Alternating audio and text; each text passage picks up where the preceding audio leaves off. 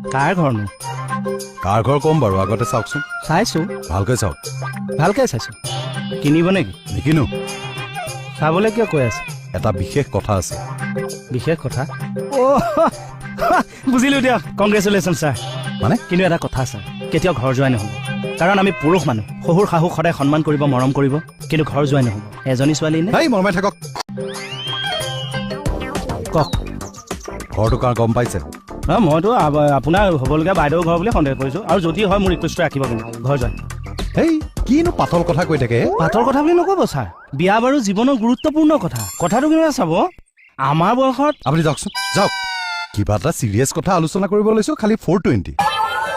দিয়ক কওক। এই নালাগে, যাওক। নাই কওক কওক। ছাৰ ছাৰ ছাৰ এক্সট্ৰিমলি চৰি, কওক। মাজত কিন্তু একো মাত মাতিব নোৱাৰিব। মই শলাগিও নাযাওঁ দিয়ক। অথনি যে আপুনি ঘৰটো দেখিলে, এইটো ইয়াৰে এজন ৱেল নন বিজনেছ পাৰ্চনৰ ঘৰ। তেওঁৰ ঘৰত অতি সোনকালে এটা ডকাইতি হ'ব, আৰু সিদিনাই আমি ডকাইত ধৰিব লাগিব। কেনেকৈ গম পালে ছাৰ? 6 সেন্স।